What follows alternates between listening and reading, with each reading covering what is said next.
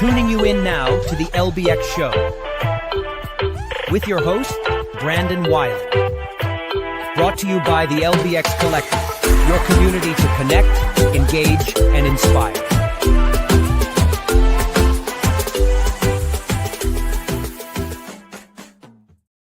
All right. Well, welcome everybody to the latest edition of the LBX Show. This is number 22 for March 30th. And I'm your host, Brandon Wiley, and we've got a great show lined up for you today. I'm going to start with a guest gab with special guest Barry Zelickson. He's from Fun Across America. He's the executive producer over there, and also just an all-around good guy, good friend of mine. And he's always involved in a lot of different things. But specifically, we're going to be talking about our chance to visit a few venues in Vegas while we were out there for Amusement Expo. And so super excited about that. We went and checked out Swingers and Play Playground. And so we'll dig into that and we'll review those. Then I joined Arcade Corner with Adam Pratt, and we continue our discussion from last week's show, but we're going to dig into some of the unique pieces we saw on the show floor of Amusement Expo, AEI 2025. And then finally, I joined Kevin Williams on Open and Shut. We discussed the top 10 trending openings. All right, but that being said, first we're going to dive into some news you should know.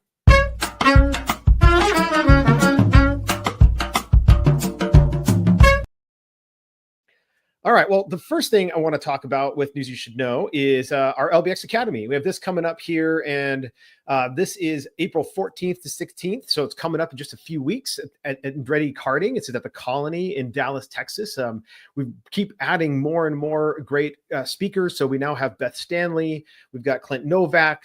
We've got myself. And then we also just added Salem Tyne. He's runs Eva. It's a big VR venue, and they have massive expertise in group sales. And so this is obviously the focus of the LBX Academy. For those of you who don't know, it's how to grow your revenue through group events. And so he has enormous amount of operator experience, and I'm so excited to have him added to the faculty just recently. So anyway, that is the LBX Academy.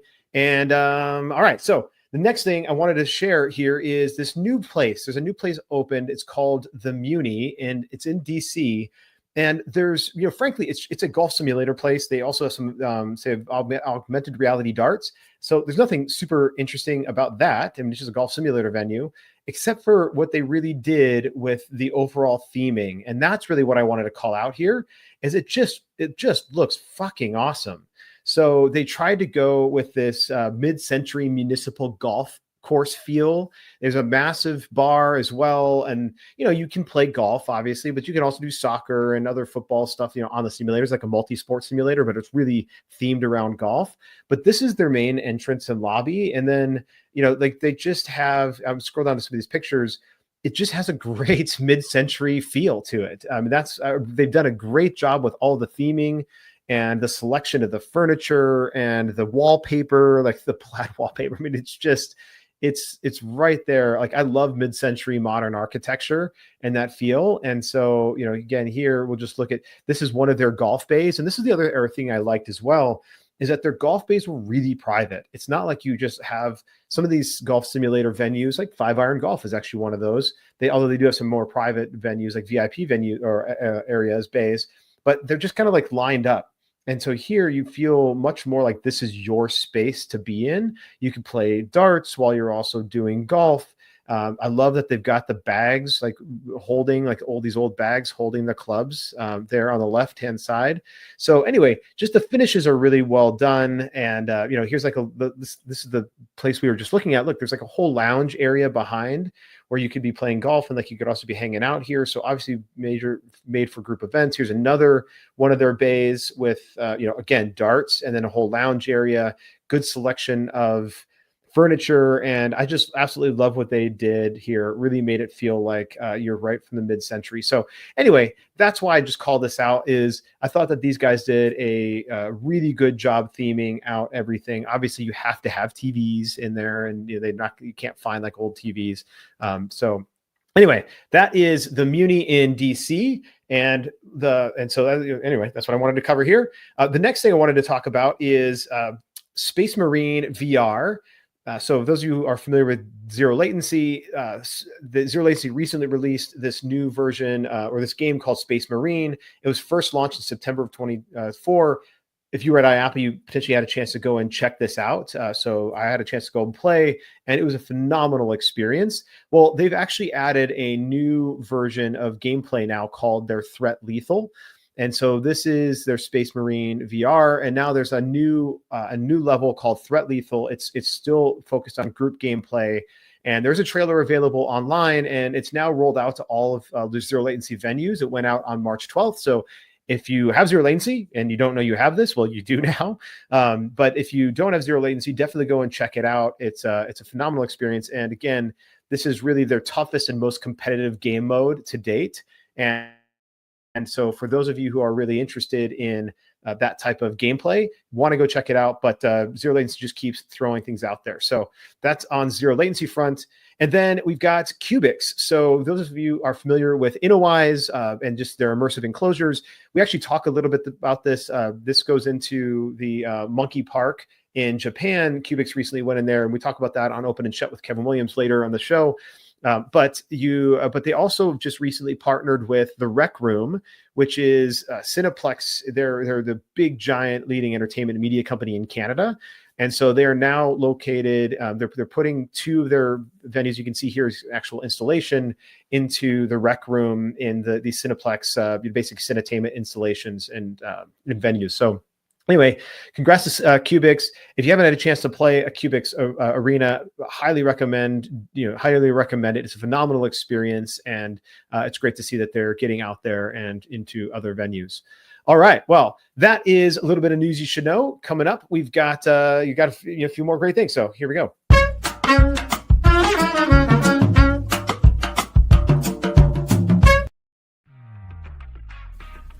Intercard is the only cashless system designed, developed, and manufactured all under one roof. They introduced cashless technology to the amusement industry and have been leading the way for over 30 years. Cashless systems from Intercard increase customer spending, guest satisfaction, and boost revenues by up to 30%.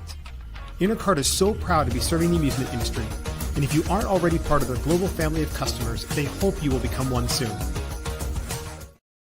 All right, so I had a chance to spend some time with Barry Zelickson. He's the executive producer of Fun Across America. He's also an FEC of the World Brass Ring winner from IAPA for his old.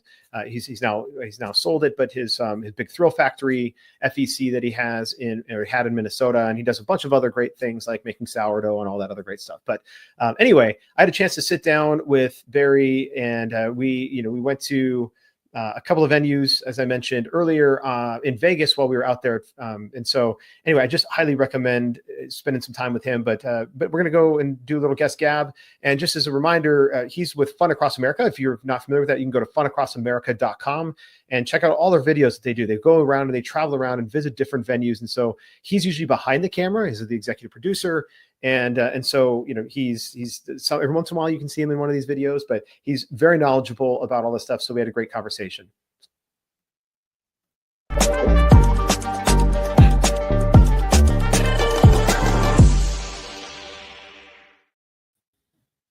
All right. Awesome. Well, Barry, welcome to the LBX show. This is not your first rodeo, but it's good to have you here. Well, Brandon, great to be here. Had more fun being with you in Vegas, though, but good to be here, too.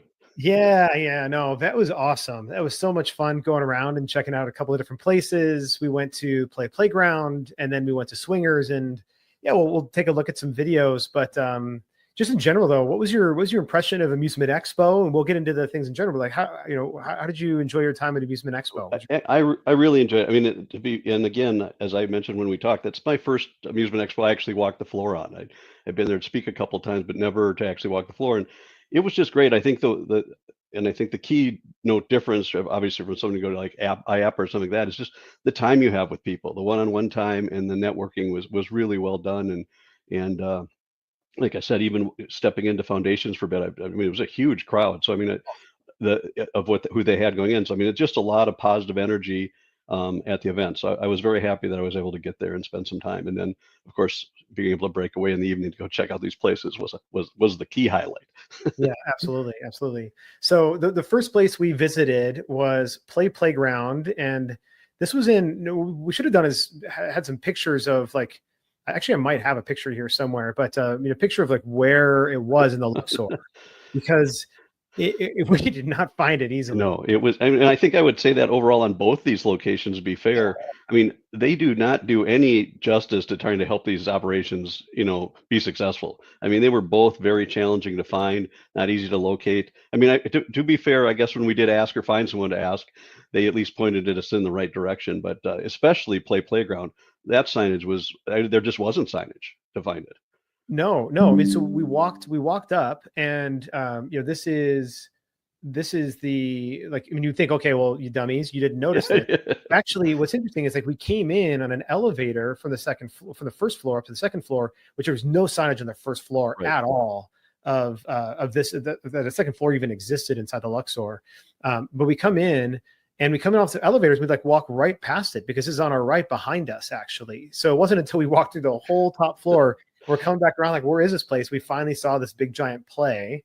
But again, had we not even known, like, we knew the logo. I mean, a simple sign just as you come off the elevator with a directional would have been wonderful. But I guess, to be fair, I guess we got to see the whole, what else was offering on the floor. But I mean, there was some, like, the mummies and the Titanic experience and some other stuff there. But yeah, so that was the that was the entrance, and then I guess we'll come up here. And so we walked in. What was awesome is, like, well, Barry, first of all, you're just excellent at getting, like, personally guided tours, apparently, of, like, the general managers of these spaces without any advance notice. And again, obviously, it did go seamlessly for us that night. But to be fair, I think you would say the same at both locations. Their managers were top notch. I mean, these people went out of their way not only just to welcome us and tell us about the place, but to step away and give us a tour. I mean, listen, I've been to many locations, and you just don't find that very often. And again, like you said, there was no advanced. We didn't call in advance. They didn't know who we were. I didn't show any identification. We didn't validate who we actually said we were. Certainly, had the conversation, what we were there for, what we wanted to do. But I mean, it was like, not only, go in and take a look. It was, here, let me give you a personal tour, and on and on and on. And I got to say, it was extremely impressive. And again, that was the same at both locations we visited. Yeah. So this first, Playground was, we got a tour from Giovanna, and we didn't get her last name, and we wouldn't say it anyway here on this program, but she was incredible and super passionate about the experiences that they're delivering here. And so, just play this in the background while we talk about it. But I'll say that this was one of the most, first of all, it's all adults. So it's 21 and over. So there's no kids in here. So that's a big difference between this and any other. And one caveat to that, what Giovanna had told us is that they had just started doing a 16 plus, as long as they're accompanied with adult, from noon to 6. So they expanded their audience a little, that they were just going to start. So that's a little deviation, but again, still had to be accompanied with an adult. Yeah. And, it was again, like, just seeing the adults rolling around, playing each of these games. It was an interesting model as well. So it had a little bit of a feel to a place I visited in London with Kevin Williams, and, where you have a card and you get X number of plays of each of the different games and the different experiences. And so, it gave people a chance to try all of them, but basically, like, you're inside of a giant board game, or like a bunch of different board games. I don't know if that's the way to describe it. Yeah. And I think the other thing is, it's a lot of, especially, my generation, a lot of games that I grew up with, from Operation to Shoot the Moon to all these things that you played on a smaller scale, blown up, to this large size to make it a social, engagement activity. And they just did a tremendous job. All unique to this facility. I've not seen, they were built for themselves and what they've did. And so I think that's the other piece, when you've seen so much, and to be able to go into one location and to see so many unique experiences, but yet there's a familiar element to them because they're games that you knew. Yeah. Now I'm going to go and see if we can hear her. So unfortunately, I didn't have her mic'd up for this, which I regret in hindsight, but let me see if I can, go back, and because I was supposed to just be a fly on the wall, but let me go back and see what she was saying there, because I clearly felt like there was a reason for it. Capturing. So say you buy tickets at noon, right? You come in, you pay. It's different during the week than it is on the weekend.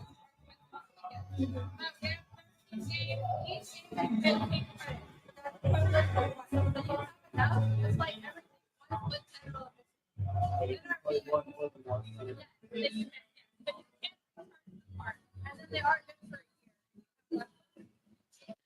so she was explaining the pricing model there. So for the price of general admission, you have the opportunity to play each game once.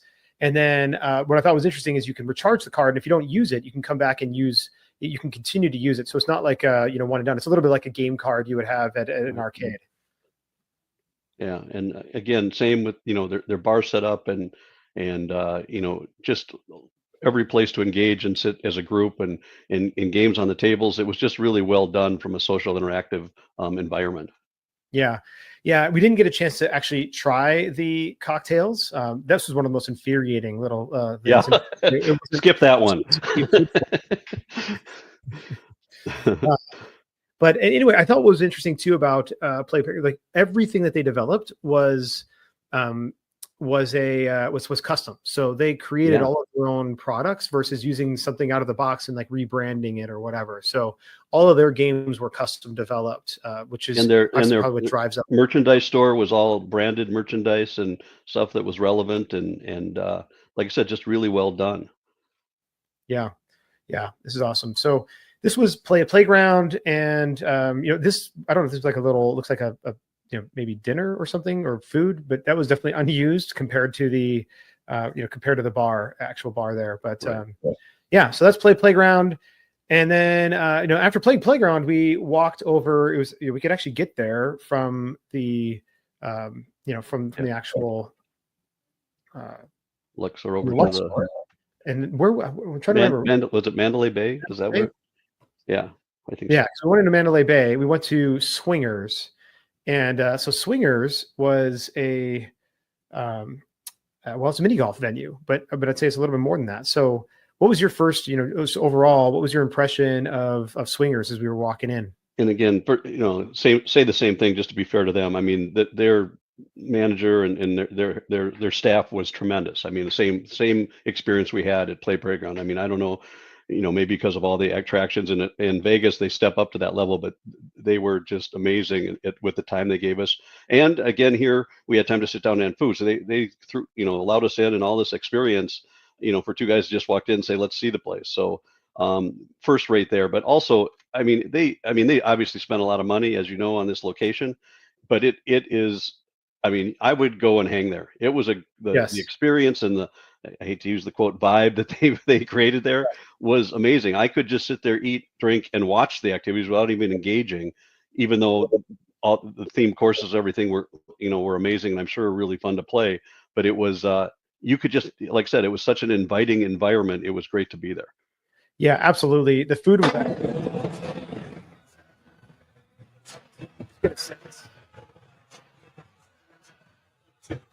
I just played, so you can hear the music that's going, and I'm talking apparently about something, I don't know what exactly, but anyway, so this was it was again a phenomenal experience, and I'll just play another video here that kind of runs. I think this might be from the second level. But also this was again, I played Playground too, but this was a retrofit from a nightclub, it had been before. So they built this specifically to fit in an already existing environment with the multi-levels, and to make that all work, it had to be incredibly challenging, and they just did a tremendous job. Yeah, 4 courses, so two courses upstairs that were like back to back with each other, and then and then another 2 courses downstairs. But absolutely gorgeous courses. The quality, one of the most, I would say, argue like the highest quality mini golf course I've ever seen. And again, not going more towards thematic as opposed to electronic. It wasn't like like a putt shack where it's all electronically scored and all these things. It's card and you go along and play, and it's just very well themed. It felt like a nice course, not just holes being placed in a room. Yes, exactly. And all of the finishes, even when you look now, granted, it's fairly new, so it hasn't been open very long. Right. So, we'll say that this is, it's like going and getting in a new car. Everything looks great and smells great for a while until it's been driven for a while. But the grass coming up to the edges, there was no gaps. There was no, it just, in general, everything was very well constructed. And again, this is another 21 plus venue. They do not let anyone under 21 in the facility. Yeah, this was a great place. You can continue to order cocktails while you're there, and then again, and they come and take your order. That's the other thing. And so, you don't have to go up and grab it. Their staff comes up to take your order, bring it to you. Which again, it's the service is incredible. Here we see even it's the little things. Like there's no reason they had to create custom, cups for the ball. When the ball falls in that has swingers on it, but they did. Every little place where you pick up clubs and balls are all themed as if you're in a little old country club. Well, and you like you said, take that to, they had an arcade, which I'm sure you have some pictures of too, but they took it to the next level. They relabeled all their arcade games, to look the same and match it under their brand. I mean, and these were not unique games. They're games they've certainly purchased, but they relabeled them all so they all felt like they were part of the venue. Yeah. So speaking of the arcade, we'll go ahead and just roll this video here in the background. So this was the little cut to win, and everything in their arcade. So they call it their carnival, but all the redemption prizes as well as the merchandise that was inside the merchandisers was all Swingers branded. There's nothing like non-Swingers branded at all. So like you're walking out and you're winning prizes, and what are you going to be doing? You're advertising with people while you're there. So yeah, everything was super well done. We did have some frustration with the cranes though. They aren't game people. Let's just say that they did a lot of other things great. Could use a little work on some of the playing, the operation of the games. But I'll let you take that in your rant section, and I'll leave that to you. Yeah, exactly. Well, fortunately, Rich, who was the general manager who walked us around and then gave us some free drinks and free food, also gave us some game cards. So we were able to go back and play here. And, they were enjoyable. They were fun. And just to cut in there for a second, as you saw when that went over those games, you could see all those labels were, reprinted to match each other. So, I mean, it's, again, they're obviously not unique games, but from the whack-a-mole to they went over, they all have that same look on them on the panels and the backdrop, which is incredible to take the time to do that. Yeah, I mean, even down to the actual panel, like not just the back panel, it's probably an easy thing to switch out, but like the actual laminate that is on here is all branded with the Swingers branding and their carnival branding, all the way down to their skee ball and everything else. So again, taking the time and the investment to do it, to tie it all together cohesively. So this is their redemption store, and again, all adult type redemption. So you're not going to find any kiddie type stuff, but it's all branded for Swingers. Relatively decent pricing on things, depending on how their payouts are. If it's anything like their crane machine, then maybe their payouts aren't super great. That's where they make it all back. Wanted a Swingers bear to put, behind here. So. Yeah, but like I said, it just, very well done. They had a nice winner's circle, set up where you can, automatically take pictures of your group and how you come out of the scores. Like I said, a lot of attention to detail was really well done. Yeah, exactly. So to that end, this was the winner's circle at, there. So as you're leaving, you can have, again, I think the only thing I would have done for their purposes is like to have a Swingers logo back here somewhere. And I was wondering if that was handled through their photo element, because maybe it was built in because it was so automatic and part of their system. That's what I thought too, and I thought maybe that's how they address it, because otherwise I'd agree with you, but it's because it's all set up and it seems to be automatic. I would hope that's what they're doing. Well, so that was a little overview of our visit while at Amusement Expo, at Swingers and Playground. And Barry, next time we're in the same place together, we've got to go check out some other venues, because it was absolutely.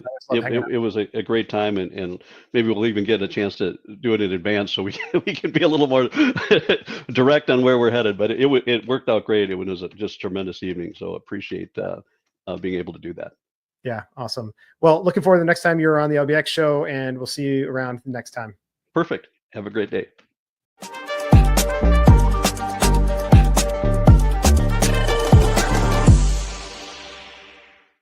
If you run a location-based entertainment brand and want to attract more visitors, check out Radius. They use real-time location data and customized marketing strategies to help brands like yours stand out.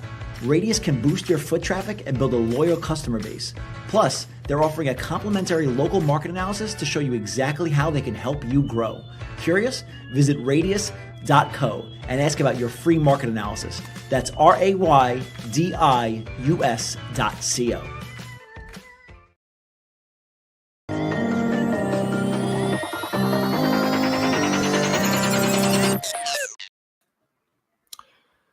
Hey, welcome to Arcade Corner, and joining me this time is Brandon Wiley, of course, of the rest of the LBX Collective podcast. How you doing, Brandon? Good. Yeah, I'm excited to talk about some of the stuff we saw at Amusement Expo. Should be good. Yeah, definitely. And so that's exactly what we're going to do this time, is just focus on Amusement Expo. Of course, we did have a chat with Kevin on that and Beth the last time, but this time it's just to focus a little bit more on all that, because there just wasn't enough time to talk about all this. We went for 40 minutes and we still could have, I think, gone for another 20 at least, just talking about some of the stuff we saw on the floor. We didn't really need to do much of that. Yeah, easily. And I wouldn't be surprised if this is going to fill up content for the corner for the next little while, as you also get updates and such. Yeah. But yeah, we definitely, I think it was a great show.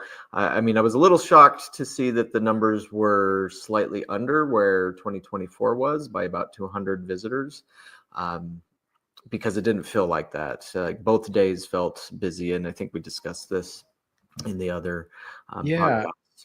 Yeah, and maybe it was just that they were on the floor for longer, so they just moved around and milled around and stuff, and they spent more time in booths. Like we did talk about, like in talking to some of the vendors, the buying interest was higher. So like it seemed like better quality attendees, and so because they're better quality, maybe they were just less looky-loos and like spending more time actually on the floor. I don't know, but it definitely did feel more active than past years, at least the last 5 years. Yeah, definitely. And several operators I talked to had mentioned just offhand that they had purchased equipment, and that they were definitely in that buying mood, as opposed to the dreamers or the window shoppers and such, which is what I've been for the past couple of years at these shows. But also, as we alluded to and discussed to some degree, was that there was just a lot more new product at the show that hadn't been at IAPA. And for a lot of us that visit both trade shows, or sometimes there's, like, you were at EAG this year too, and it's a little hard when you're visiting all these trade shows close to each other when they're just showing kind of the same thing, and you just feel like you're going through deja vu. But at this time, particularly for AEI, just there was a lot more new product and new companies as well that came into the mix. And so we can get into those. Now, of course, this isn't a new company, but Raw Thrills, I mean, I was a little bit shocked when I was actually a few minutes late getting to the show. Just went and had a breakfast with somebody, but anyways, when I got there, I was still about 15-20 minutes after the show had opened, and the Betson booth, which is Raw Thrills, was just completely packed wall to wall with bodies. And it's like I was going to start filming just to do a booth tour, which I like to do, but it's like, this is impossible. I can't, because I'm just gonna rub too close to people's personal bubbles. But they definitely had stuff there that was just drawing a lot of attention, particularly Top Gun, which, let's see here, zoom in on that really quick.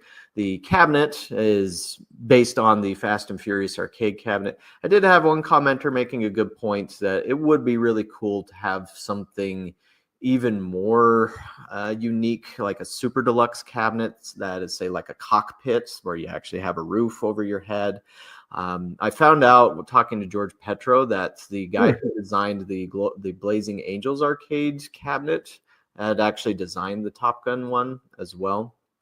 But either way, something like the suggestion was something like the Star Wars Battle Pod would be really cool for the Top Gun idea as well. But yeah, I had fun with this one. You know, you just fly along, blow stuff up, and I was just a little surprised that there were some people I witnessed who weren't even shooting.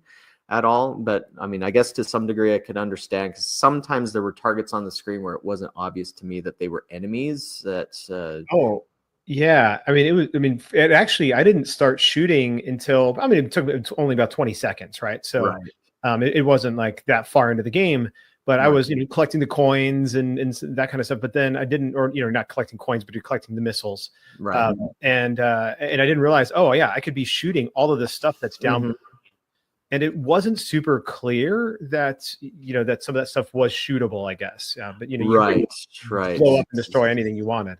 Because I guess we get used to the idea of not shooting everything, or like, having some restraint, or you don't want to hit Right. friendlies or whatever. But it's Right. like, for the impression I got from this one is it just doesn't matter. Just shoot it. Yeah. If it's a human-made structure, blow it up is what it Well, and you seems. can even hit some rocks and bridges and stuff too. But Right. it's actually, I think for some of the rocks, like it's an auto shoot, so it clears your path for you. Right.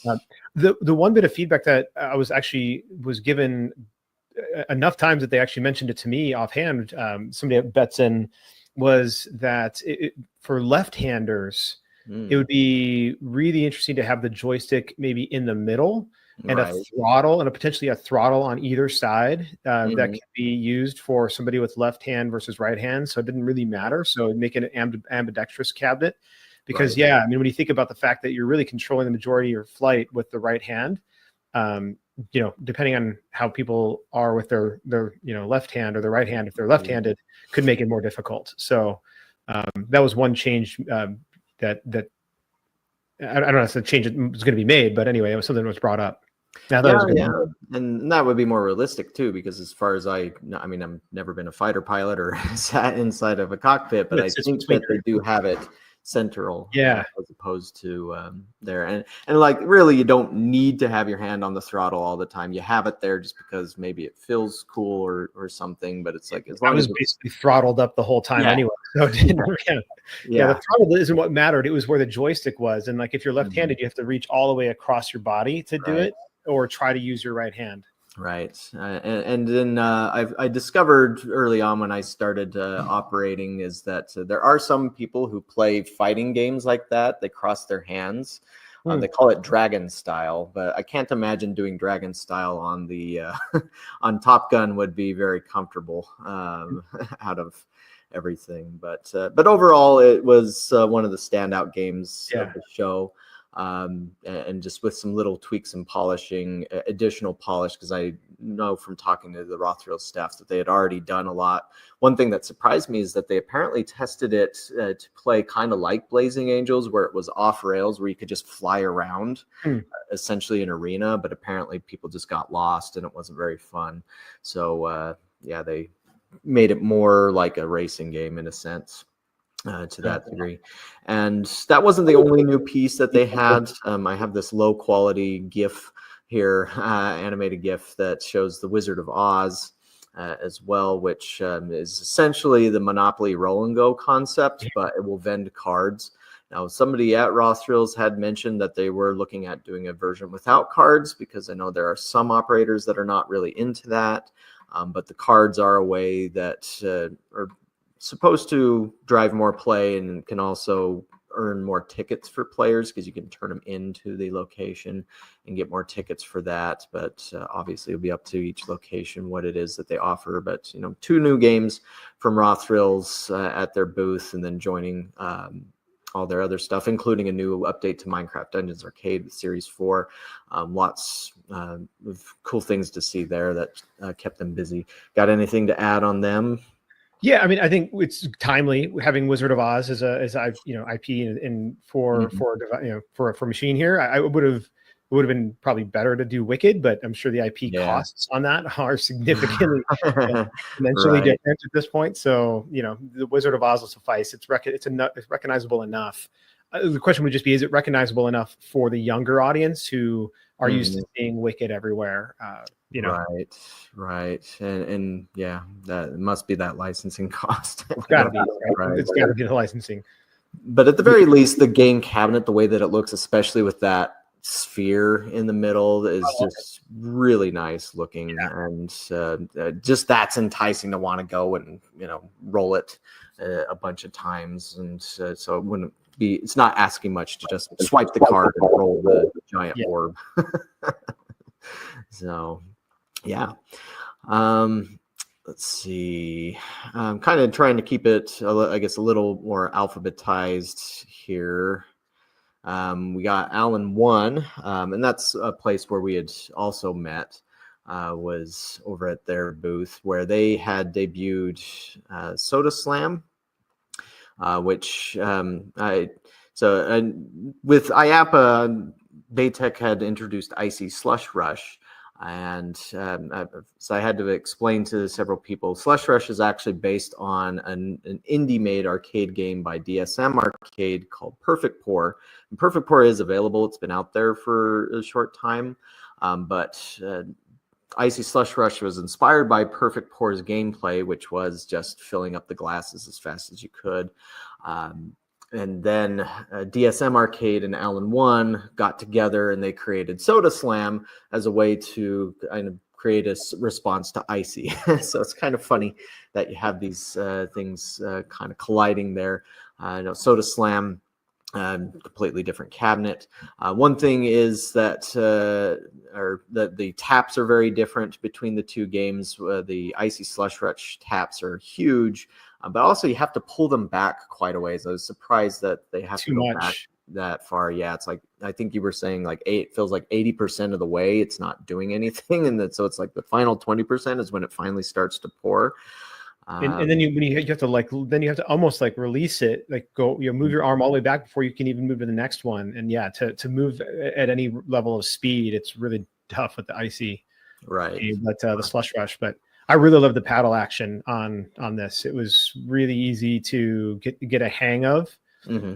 Not easy to do it like as it was, ramping up, but easy to get a hang of. And you could move back and forth the different colors very quickly. Right.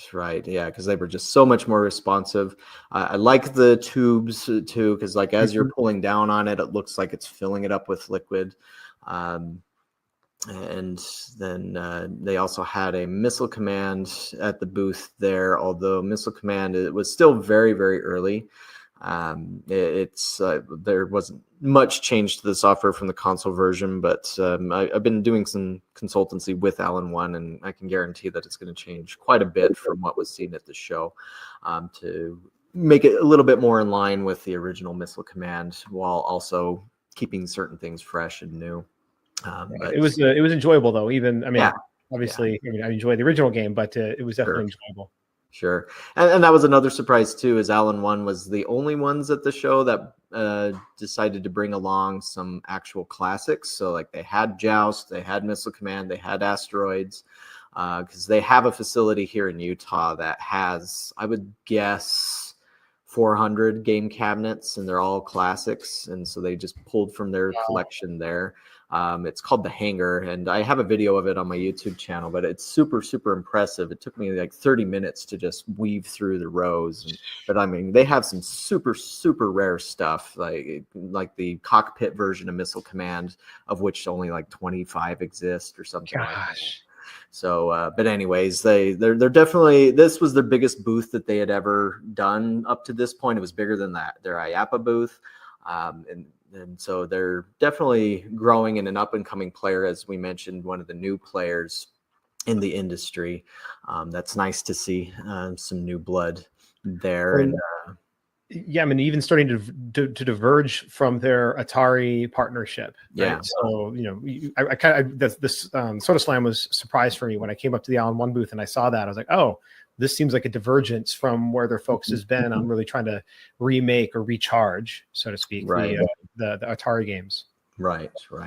And they do have other plans to be doing that, or some other ideas with Atari, but yeah, that's still a bit in the future. But yeah, they've definitely been doing an impressive showing for a newcomer, for sure.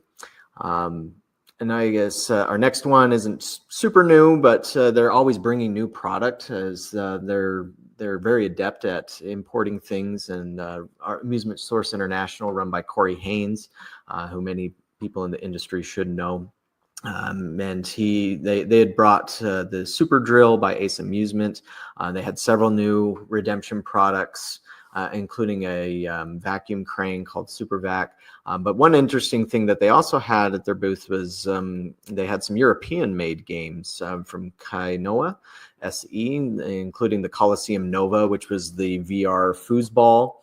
They also had the Whack the Light. And so previously, Kanoa had been working with Baring Games, but Baring Games had shut down, was it early last year, or maybe it was 2023? I can't recall exactly. But I think it was just right before Amusement Expo last year, they did the announcement. Yeah. And so like that. And so a lot of their stuff had gotten parted out, but the Kanoa is a European-based company. I can't remember which precise they're from, but so now it looks like Amusement Source International is looking at carrying their product, and so that's an interesting diversion. Another newcomer to the business is Attractions and More by Mark. Is it Roscoe? Sorry about if I got the last name wrong there, Mark. But they were joined up with Birmingham Vending Company to show off several new products that they've also engineered with some Chinese manufacturers. Mark was telling me a lot about this iPlay eSport Boxer combo, which I don't have video of that yet. I did grab some. I just haven't had a chance to edit it together. But very feature-packed boxing machine that also has the kicking part of it. It has online tournaments. It has a camera, so you can see yourself and see the other player that you're competing with in a different bar, and all sorts of prize vending options. And so it's very impressive what he showed me as to how they had that engineered.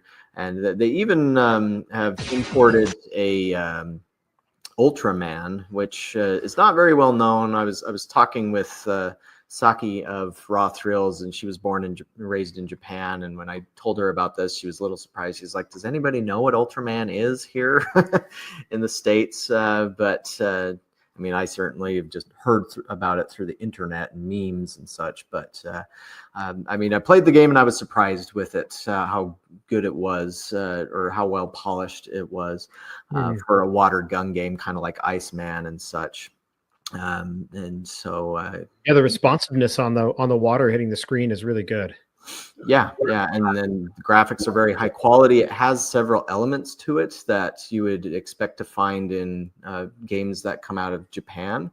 For like, there's certain elements of this that feel like Transformers by Sega, and so I mean, I guess now that I'm looking at it, it almost looks like maybe the font was copied from Transformers by Sega. I don't know, but still, just for all these water gun games that we've seen over the years, this is one of the more polished ones that I've come across, and so that was cool to see. And they also had another redemption version of an Ultraman game right next to it as well, and so yeah, it'd be interesting to see what those options are. Of course, there's the tariff question and what's that's going to do to their pricing and everything. But where were those guys on the show floor? Because I totally missed them. I did not. Oh, really? I did not get a chance to play these games. Yeah, they were somewhere in. They were not all the way into the back, but they weren't super far from the back. And they actually weren't super far off from the main aisle. I would say a little bit to the right of the main aisle there. I'm trying to remember who was around them, because it was kind of. Right. I'm bummed I missed them. I was like, yeah, I would have liked to have played these games. Right. And it was one of those things where I think I was just there just maybe an hour or two before the show closed, because I remembered that they were there, and it's like, crap, I got to find them. And so it started kind of rushing around the show. But there was a couple of people that I unfortunately missed, like Retro Arcade Remakes I missed, and Creative Works, and a couple of others. But yeah, but fortunately, assuming they are doing, they end up doing well, then we should hopefully see them at IAPA too. Yeah. Bandai Namco Amusements, just really quick, they didn't really have anything new or different from IAPA other than Gashapon. Gashapon is essentially Japanese bulk vending, and that is one that that could do very well. I mean, for me, bulk vending does pretty well, just as it is. But with Gashapon, they use much higher quality toys, and it's like $5 a pop as opposed to, say, 75 cents or $1. But the toys are like really high quality, and so I could see that doing well in the right location. Yeah, it's like definitely higher end, and they tend to be IP based. A lot of the toys inside as well, so it's not like just some random thing you're gonna find. They're all like specifically, and then they're collectibles. Like you want to get, there's 4 of a kind in a in one of the units, and you want to try to get one of each of them. So yeah, it's a growing deal for sure here. Yeah, definitely. And then, did you get a chance to see Blue Motion Games? I did get a chance to see Blue Motion Games, and I got a chance to play both of their machines. What'd you think? I'll reserve my. Let's just say I was disappointed. Gotcha. But like let's cover them, and then I'll give some of my thoughts on them as well. Gotcha. And so yeah, they were also kind of in the back there. They weren't super far from where Attractions and More was at.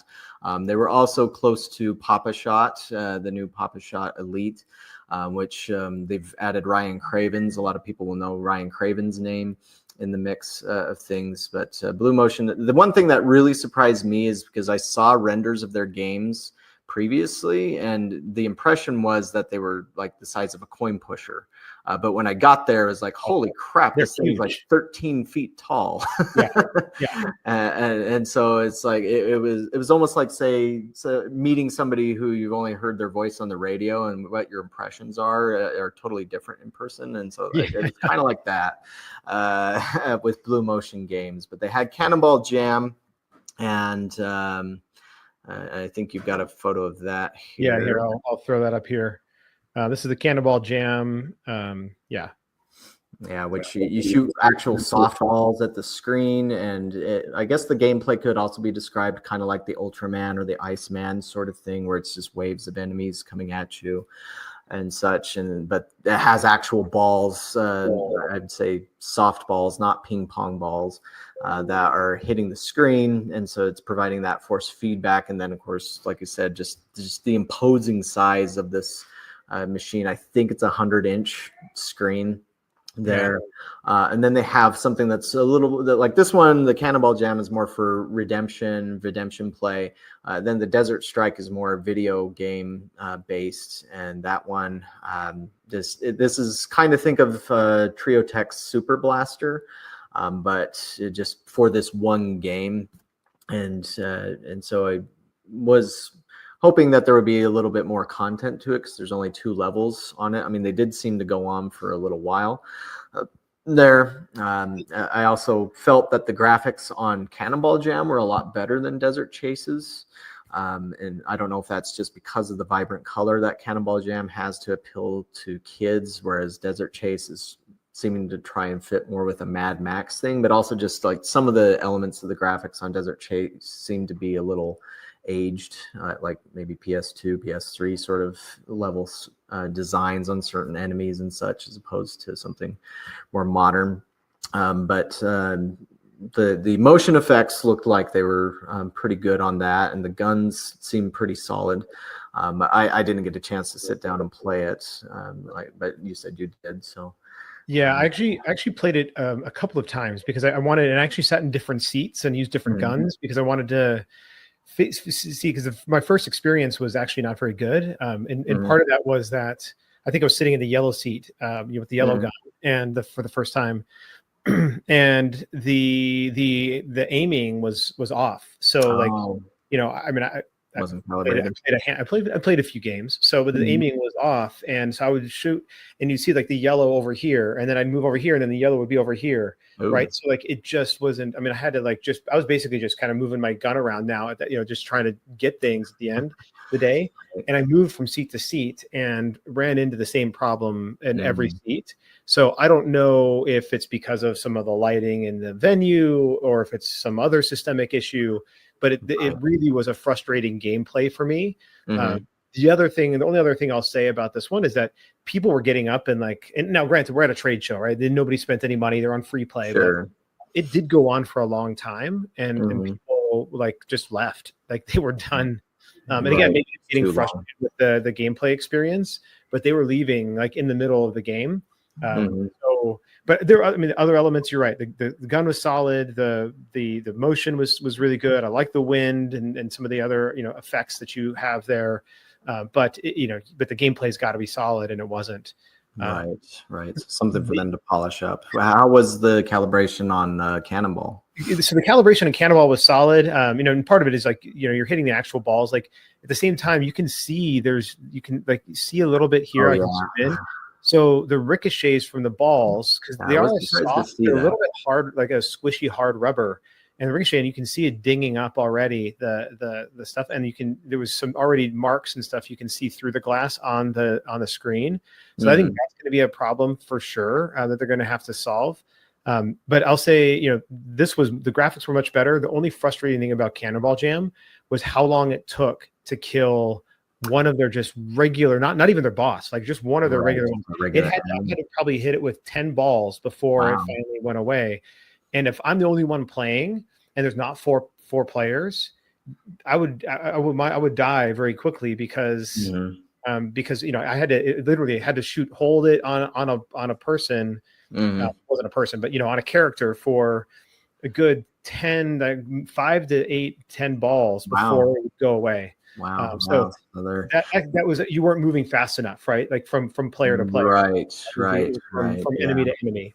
Yeah, that's I know that the term for that would be a bullet sponge, and they're bullet sponges. Very frustrating. It's like bosses can be bullet sponges, but regular enemies should not be bullet sponges. And I did encounter that a little bit on the Ultraman game, although I guess the Ultraman game was it was overwhelming the player with, like, I was only playing by myself. You didn't look like too many, right? Yeah, there was just too many attacking you, whereas like this is obviously meant for 4 players, but it's like the game should be possible to adapt that, and so the game knows if only one player's here, I am only throwing like 2 or 3 enemies that die fast at them, as opposed to 20 enemies. Right. And even if you want to have 20 enemies, that's fine, but then just have them get hit with 1 ball or 2 balls, and that's it. Instead of, it was really frustrating to like have to, hit them so many times before they would go away. Gotcha. That's good to know. And now there was a game that was, I guess, somewhat similar to all this that you had a photo of that was over at the Coastal Amusements booth, and that is Wild West Shootout 2. Anybody who's been around for a few years would be familiar with the first one, which only had 2 players. What always appealed to me on this one was Old West game is not something we see very often anymore, and it's always nice to see something a little different that isn't aliens and zombies and robots and the normal fare. But the 6-shooter guns on the original and this are pretty cool because they actually snap back. It's like if you had a 6-shooter pistol as a kid, I know I did back in the 80s with the little blast caps, tiny blast caps in them. It actually, the hammer on the gun actually pulls back when you pull the trigger and it snaps. And so like these have that same sort of element. It's not quite as loud, but it's still there. And so that's a nice touch to it. On this game, the only frustration I had with it was it could throw so much on the screen at a time. Like when you're shooting enemies, they would blow up and shatter in a satisfying way, but they would also throw up tons of numbers, like all the points that you're earning. And it's just it's just too much. It's like it needs to pull back on it a little bit so that it's not cluttering the screen up so much. And then that would be very satisfying. But what are your thoughts on that one? Yeah, that's the only thing I would agree. I mean, I really enjoyed this game. I probably played it 2-3 times, so not a whole lot, but I did really enjoy it. And but I would agree, there's a lot. It could be very distracting if you're not very focused on. And I think finally by the end, I was like not shooting the pedestrians. I have a bad tendency of hitting the pedestrians because I'm just like, oh, hey, there's a body, I'm going to shoot it. Right. Yeah. And but then I guess thinking of other new things or other gun games, now that I realize that there's a lot of shooter type games showing up at the show, there was the Cyberpunk 2077 Turf Wars game, which I think we discussed that a little bit in our previous recordings. We probably don't need to focus on that much, but that's been getting a bit of attention online just because of the IP. Another new thing was the Papa Shot Elite. Papa Shot, of course, is a name that everybody knows, but they just haven't really been in the arcade scene for 20 years or so. But as I mentioned previously, if you know Ryan Cravens, or some of you probably might know his dad, who passed away years ago, Bill Cravens, who worked for Capcom USA. Ryan's working with Papa Shot, and I played the Papa Shot Elite. They were pretty close to where Blue Motion Games was, and that was really cool. Their new video basketball game that is also competitively priced against the other basketball machines out there. And then probably the other one to throw out there really quick that was new at the show and also very popular was My DX by Sega Amusements. And it's a game that's been out there in Japan and across Asia for over 10 years, but it's finally coming to the United States officially as opposed to just a gray import. And Sega is going to be fully supporting it. The one thing that was a little unfortunate is like I didn't want to play it because I felt very intimidated in front of those super pro players that they brought on. I mean, it's like on one hand, it's great to have those players because they show off how the game works. But for most operators, like I don't think I saw a single operator give it a try. It was always just those players and maybe some Sega staff playing it. But it's just like after watching one of those guys just going crazy on that thing is just like, yeah, I can't. I don't want to look like a dope on that one. Yeah, and there's the photo of it. But I was also a little surprised by how high the price is going to be on this one. $31,000, I think, was the MSRP. Yeah. Now this is going up against Bandai Namco's Taiko no Tatsujin, which is another very Japanese style rhythm game that has a lot of anime music on it too. It's just the Taiko no Tatsujin is somewhere around 15,000, so about half the price or under half the price. And so it's going to be interesting. For me, if we're talking about price and we're also talking about accessibility, the Taiko no Tatsujin is way more accessible for like beginners than the My DX. My DX, again, I mean, especially when you're watching somebody who's good at it, it's super intimidating, but it's an intimidating machine to walk up to in the first place as well, and even just play when you haven't seen somebody do it who's really good. Right. Whereas like, something like this, you can work your way up in different levels, and and it's just banging and drums, and you've got the rim shots in the middle of the drums, and anyway, this is much more accessible for the cost, and I think your repeat play for the for this Taiko no Tatsujin is going to be a lot higher than the My for your just regular guests, right? Your My you might end up building a really intense fan base like DDR tends to have. This is going to be much more your regular guests, I would imagine. Yeah, absolutely. I wholeheartedly agree. And so it'll be interesting to see how these two kind of hit the market. I mean, Taiko no Tatsujin is already available. It's just been very limited. And then My is coming sometime later this year. I initially heard August, September, and then it was Thanksgiving. So not really sure, but for certain, if you're interested in just going out and seeing one, Round One USA is definitely getting all those sorts of games since they already have a very extensive rhythm game collection. But for an operator like myself, I've been considering it, but it's one of those trade-offs. It's like, do I want the crowd because that can be beneficial, getting regulars, or do I want to appeal to the casuals that also might build a crowd? It's hard to say. Like I have a Maximum Tune 5 DX Plus by Bandai Namco, and it's my number one game because it's built that crowd. But I've had other rhythm games that they've not had that same thing because I've had to compete with Round One USA, and most of the rhythm guys just go over there. But I know we're a little bit long here. Is there any other games you wanted to bring up for this time? Or no. I mean, I think this is a great review. So yeah, this is awesome. Yeah, absolutely. So yeah, I had a lot of fun at Amusement Expo. I mean, there have been Amusement Expos I've gone to in the past where I felt disappointed because it's like, wow, I saw one new thing. It's like, did I really need to go and fly down to Vegas for that? And so this time there's just so much to talk about that it almost feels more like IAPA. But that overall, what that means for the business is we've got a lot of great options going into the summertime. Just as long as you can add that to the budget and you want to offer something new. And that's another thing too, I should say really quick, is that I like that we're getting a more variety. We're not just seeing like I don't think we really mentioned any driving games at all in all of this. Now that I think about it, it's like Top Gun's not, and Papa Shot and the Blue Motion games, and I mean, I guess it's mostly shooters at this point, but you know, we're still, there's a variety there that's making it so that the game don't feel so monotonous, and that's a good thing in my book. Yeah, absolutely. Awesome. All right. Well, this is great. Yeah, I had a lot of fun. We'll have to do more arcade corners together at some time. But thank you all for watching. We'll see you on the next segment.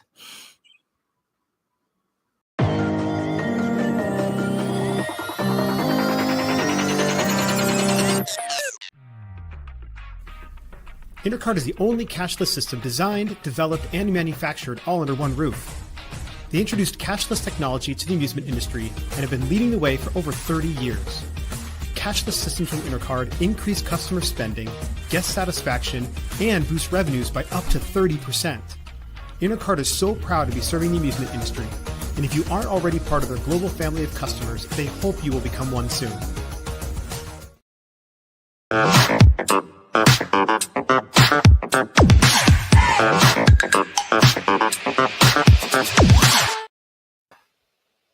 Hey, a big hello to everyone.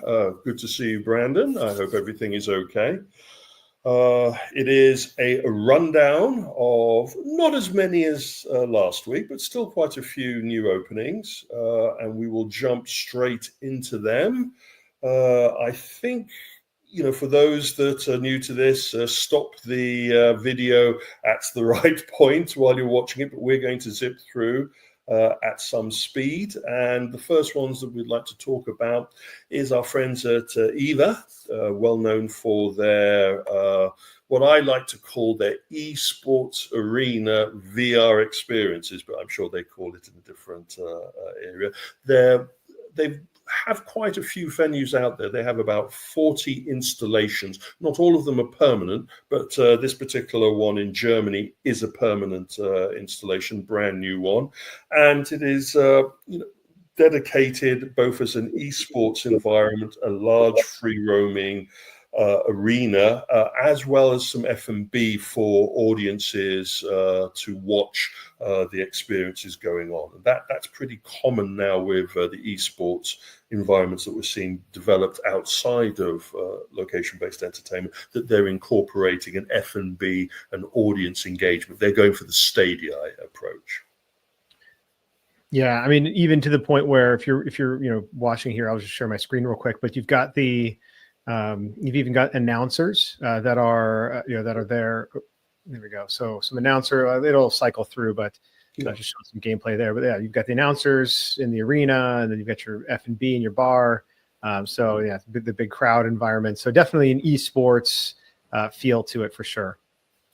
I'm interested to see how these venues survive the course of time, because esports is going through a bit of a change at the moment in popularity. It's still strong popular, but it's how many people are going as audiences to the live events. But again, 40 facilities out in the market can't be wrong. So we keep a close eye on EVA.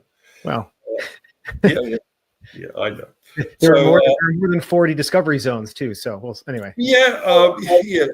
Quantity isn't always a security, but let's leave it there. VREX space. This one again in Germany. Again a virtual reality experience. Again a large arena, but this one is from Universe. You've heard me talk about them before with the Pompeii experience and the Monet experiences. And this particular one is, a VR experience that you walk through in groups. It can accommodate up to 30 users at a time for 45-minute experiences moving through. It is that kind of approach now where you're turning the VR experience into an adventure, a journey, and you're hopefully creating cinema 2.0, as I like to keep on saying, where you're generating an audience that wants to come back and try the next experience. This particular hotel, Dracula, however you want to pronounce it, is a kind of soft horror experience. Families can enjoy it.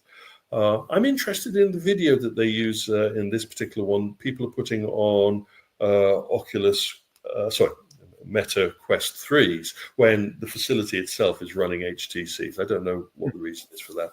The marketing team must have a reason. But anyway, let's carry on. And so we jump through and we go to Tokyo. Exabar by Taito. Taito, well known for the Taito Station amusement chain that they run. Over 100 facilities that they have in the islands there. The Exabar is their step into the competitive socializing environment. And this latest one that they've opened up in Tokyo, the second of the chain that they're starting, this particular one, has self-service cast ale. So funny enough, jumping back to what I was talking about last year in Sound Off, regarding the customization of the drinking experience and allowing the individual to pick their own beer. This is the first kinds of examples that we're seeing populated. We've even seen a retro bar in America go down this path of pour your own using a swipe card system. So you can control the beer, and it also gives you a much longer dwell time, as it's found out that this type of approach works better that way. Yeah, I don't know. I mean, I like the self tap is good. It's nice. It's convenient as a guest, but at the same time, I think if I'm just asking for a beer, give me self tap all day long. But if you're substituting in a cocktail experience, where I can go and actually get a mixed cocktail because you're just trying to go totally totally attendantless, I guess, serverless, then that to me has gone too far. I still want the bar that I can go to. But I think they still have the bar here. It's just that they have a wall dedicated to cast beer dispensing. So it's used as an attraction rather than a replacement. And I totally agree with you. If you remove the service side of the hospitality experience, then you're heading for a fall. And funny enough, next week when we're talking about a new opening, we can touch upon that example. Again, in the competitive socializing side, one of the earlier of the UK proponents of this, Electric Shuffle. The company is actually in the news that's behind this, and we'll talk about this in Sound Off, but they've just announced their next opening in the UK that will bring up their facilities up to 8, opening in June, and this latest Electric Shuffle is more of the same, a little bit more patio area in the location that they're going to, which even in England, we get some sun, so that's okay. And they've also gone for a little bit more of a minimalistic approach to the inside, looking at the renderings that they've shared. Now, Brandon, you're familiar with the high level of themality that they had at the facility I took you to in Canary Wharf. That level of themality has been cut back or curtailed quite considerably in the next opening. Yeah, I mean, looking at these renderings, and I'm severely underwhelmed. It has a feeling of like almost just like a little street cafe diner feel to it, and not at all like what we're used to seeing. I mean, I'll just throw this up here on stage, and I mean, this is the bar, the one in Canary Wharf actually, which is just absolutely phenomenal. Yeah. Expensive for sure, but it also enhances the experience, and it feels a little bit like here's some of their branding. This rendering feels a little bit more like that branding than what they've got inside. So maybe they're making an overall brand shift. I don't know.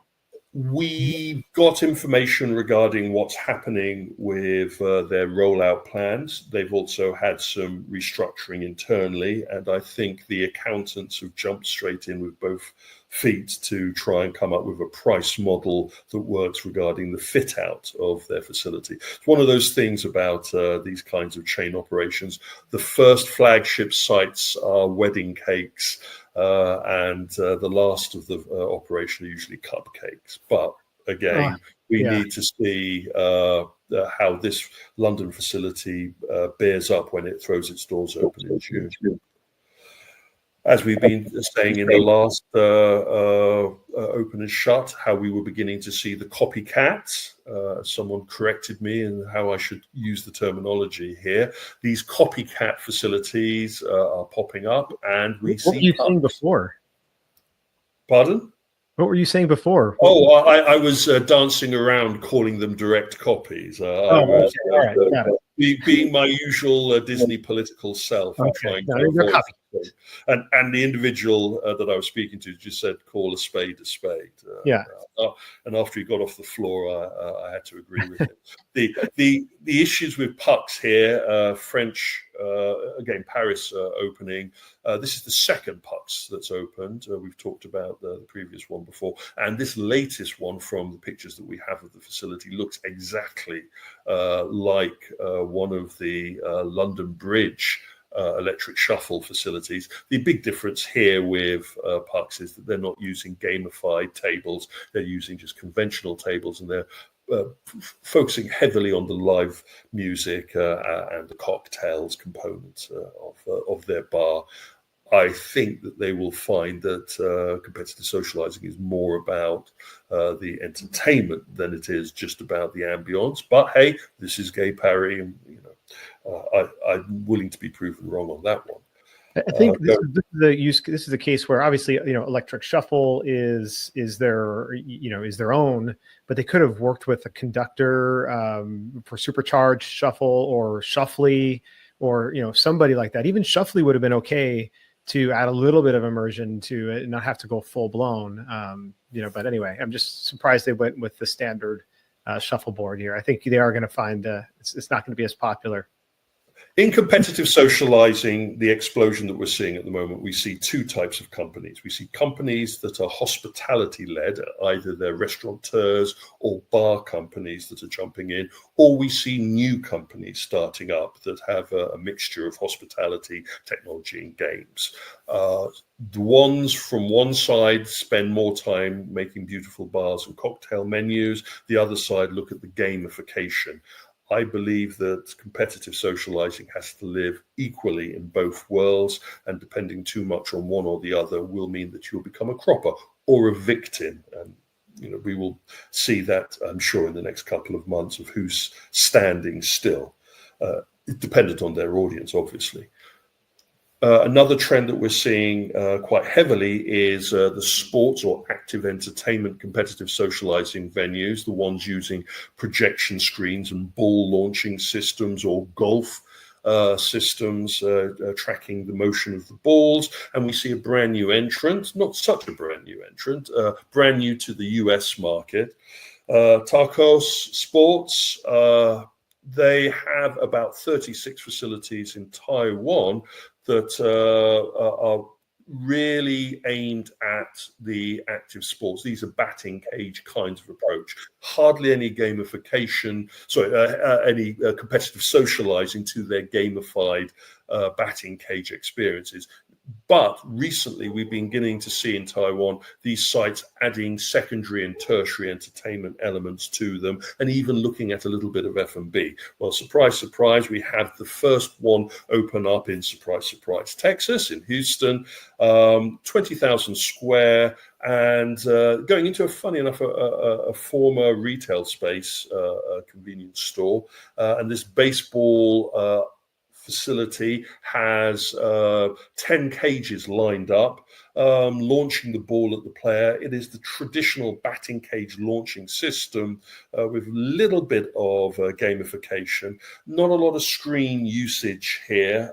This is much more of an LED launch ball facility. But around the rest of the site, we have some amusement machines. We have some interactive darts. So we have some competitive darts, and we have F&B. Yeah, it looks like it's an interesting, it's basically a batting cage with like digital screen. It's like a mix of like a sports simulator mixed with a traditional batting cage. It's interesting. Again, I don't know how well it will do as a competitive socializing environment, but full speed ball, full speed bat, full weight bat, again, real ball, all of the aspects that will raise questions about how unisex the appeal of this space will be. and really it will be for the Taiwanese company to either learn the lessons of what competitive socializing in the West really represents, or they may have found a niche market that is perfect in Houston for this. We look forward to seeing which way the cards are dealt. Yeah. The next interesting concept for me is the parachuting of these entertainment, competitive as well as LBE entertainment spaces into existing facilities. And here is an example of Walt Disney World Swan and Dolphin Hotel, very prestigious hotel set up in the Orlando entertainment gulch or hub, should we say there. And surprise, surprise, they've decided to parachute in a quite high level LBE or FEC. You know, it isn't a competitive socializing environment. It is really fundamentally an arcade with the ability to have some bowling, duck pin bowling or string bowling, as far as I could tell from the information available, and about 20 or 30 amusement pieces there, mixture of video as well as redemption. I couldn't see if they were going to be running tickets. I couldn't really see from the schematics that we were supplied how much they're going to stick themselves into the full FEC blowout. But it is interesting that this isn't a Disney developed concept. This is actually a concept, thank you for that, a concept developed by a company that has been retained by the hotel to parachute in this FEC. And this company in question isn't a stranger to this. They've parachuted FECs into other hotels within the area. So again, it'll be interesting when we're in Orlando to stick our nose in and have a look at this. Oh, you know, from that, I couldn't quite see if there is a redemption booth or if they've gone for a digital redemption counter. But there we have the mid-size bowling, the amusement pieces, and some video. But anyway. Yeah, but there's definitely redemption here. The only thing I can't tell is if like maybe right along this wall is either a redemption counter that's really you can't see because of the angle, or that is or again some sort of like self-serve redemption cabinets. But yeah, the finishes are the finishes look they look nice. It's interesting that this would go into a Disney hotel. But again, I haven't been in the Swan and Dolphin, so it might just be a more of an elegant resort. I would say that this is very generic. They've also put in a screen in the corner, so where those seats are, where the photographer, there we go, in that corner there. So this is going to be used for watch parties as well. So when there's sports events going in, I think I've seen this type of space be dropped into other chain hotels, and they get very tired and very heavily used very quickly. So it's going to be very dependent on the company that they've retained to bring to keep this up to code and to keep this up to standard before it falls out of favor. But again, this is a toe in the water, and it's clear to see that they've spent hours upon hours coming up with a fantastic name for their space. And we will wait to see if that approach to branding is going to be acceptable for the target audience that they're aiming for. Moving on and dropping competitive socializing into a unique space, and we talked about our friends at Dugout that puts their baseball facility system into a recent stadium install. Well, in the UK, in Hove, we see the first time that Sixes, the cricket competitive socializing venue, is now being parachuted into a cricket pavilion stadium. I'm not a great cricketer, so I'm not going to pretend that I've wasted the time watching a game of cricket now. Now the complaints and the shouting will start. This one's an interesting one. It is quite a small installation, but it is focusing heavily on the cocktail and private hire side, as well as the gamified cricket experience. They have 16 sites out there now of the Sixes chain. I also mentioned, I think, last two sound offs, the Trinidad opening, which is owned as a different separate franchise, but still uses the same technology. I'm having problems with Sixes at the moment because their branding changes. If you go onto their website, they say social. And then if you go to one of the other sites, they say that it's a cricket entertainment experience. So I'm not sure which of the branding that they're going to stick with. Also, their text and their fonts are going through changes. But I know recently that they've received a investment, quite a large investment, to start an active rollout. So I'm sure this type of stuff is going to get nailed down pretty tightly. Yeah, I would agree with you, at least with regards to the branding. Their site, while I love the full video all on the top of above the fold, is great. The font typing, it makes it feel like a kids venue a little bit. It doesn't feel adult. It doesn't feel competitive social. And yes, there are some kids there. Like, that's what I actually like to see, is that like kids can actually play this game. Again, we talk about accessibility for these types of venues. But the branding has a very kiddie feel to it, and not at all something that is probably their target market. I would say it's soft. The original facility, when the flagship facility that we kept a very close eye on when it first opened, they had gone for a kind of cricket pavilion, heavy on the bar, very male focused. And that has changed drastically for the new branding that they've gone for. And they're not so new now, it's 2 years in. And now they're going for the pastel colors a lot more, I'm noticing. And a lot of their photos include a woman playing the game. So I think that they're trying to address some of their initial concerns. The one thing that I feel that they're missing out on is they still aren't gamifying or promoting the gamification aspect of this. It is an off-the-shelf it is an off-the-shelf cricket simulator system, and the company has also just launched the first of their facilities that is aimed at the rounders sector. So they have two versions now. They have the cricket system, and they're testing a rounders, or we would say baseball light approach in the UK. We will have to wait and see when they see some of the newer sites opening up, how they're going to approach the market. Again, our friends at Topgolf. Many people forget that Topgolf also has a golf simulation chain attached to it, which is a direct competitor to X Golf and 5-irons.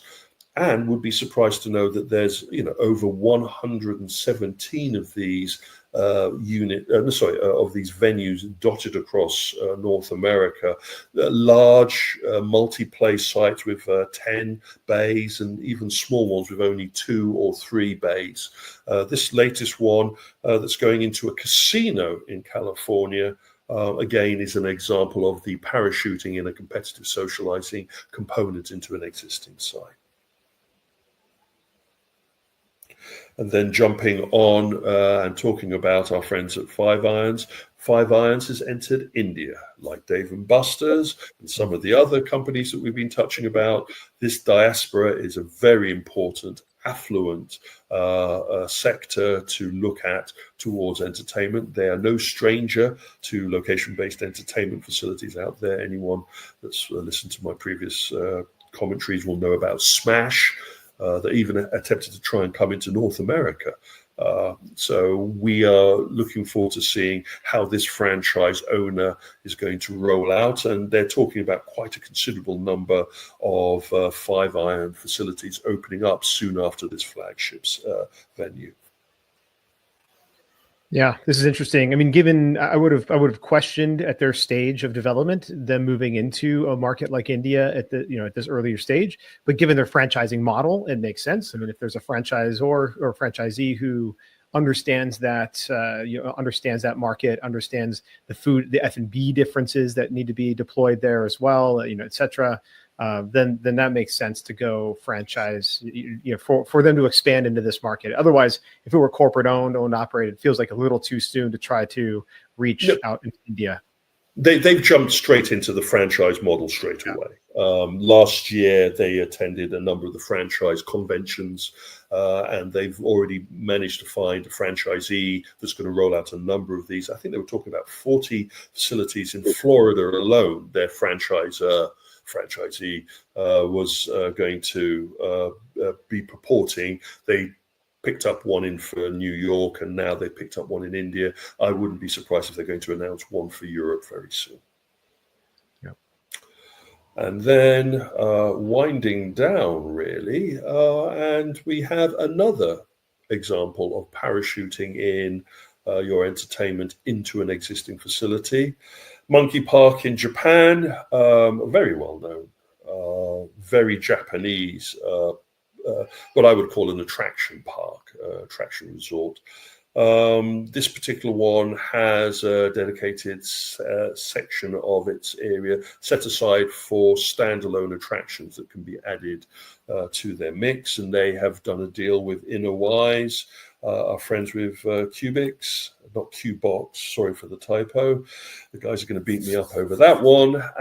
And they've dropped in their projection mapped enclosure system. And I think it will find quite a good favor with this particular audience.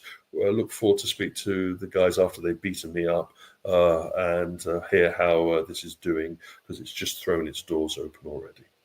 Yeah, this is interesting. And it looks like it's right along, some sort of like quasi boardwalk inside of Monkey Park that has a number of different unattended, different types of things, or retail F&B. So it fits very well as a, again, as like one of the things I love about what Qbix has done is how seamlessly they've really, with the gate, they've made it to be unattended. It's for me, they've gone down a path of going for unattended. I'm always petrified of unattended, because I believe in the Barker approach. Your attraction is only as good as the person that's encouraging the group in, kind of approach. And it's very hard to do that because people take sick days, and not every one of your members of staff is going to be a perfect encourager for that. But you go on training courses. I'm sure Beth can beat even the most shy individual into becoming a promoter of your attractions. That said, here, I get the feeling that we're going to be seeing a lot more venues parachuting in kind of attraction, the same way that we've seen with Immersive Gamebox being parachuted into facilities, and leads back to what I was purporting a few years back about how venues are going to want to have a smattering of entertainment experiences rather than depending on just one. But anyway, that is it for the moment. I don't know if there's anything that you want to pick out from that, any of the ones that I missed. No, everything was great. It was a great rundown, great overview. And yeah, for those of you who want to go back to the very beginning of this segment and pause it and see some of the other ones that we didn't talk about, things like Andretti karting opening up in almost my backyard here in the Glendale area of Phoenix, the Glendale suburb of Phoenix. But so congrats to Eddie Hammond and his crew for opening up another location. I'm sure it will do well over there on the Glendale side of Phoenix. But otherwise, I think that wraps this up for another great open and shut. See you soon.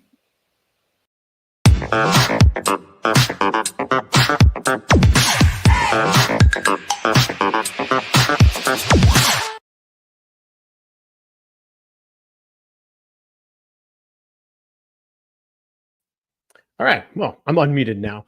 Well, that's about a wrap here. And I'm excited for next week as well, because we have a new segment with Justin Michaels from Intercard. He's going to be talking about some redemption tips and things to improve your overall redemption layout and, in mix and everything else there. So he's got a lot of redemption experience as well. So anyway, excited to have him on for a new segment we're going to do in every once in a while. And then make sure to check out the Sound Off number 68 with Kevin Williams on Tuesday, which is April Fool's Day. So you can have some fun there. And I promise you, everything on that show is entirely accurate. There is no April Fools going on there, but it'll still be a fun time. So that is a wrap for this week's LBX show. This is Brandon Wiley signing off. Stay tuned and keep kicking ass.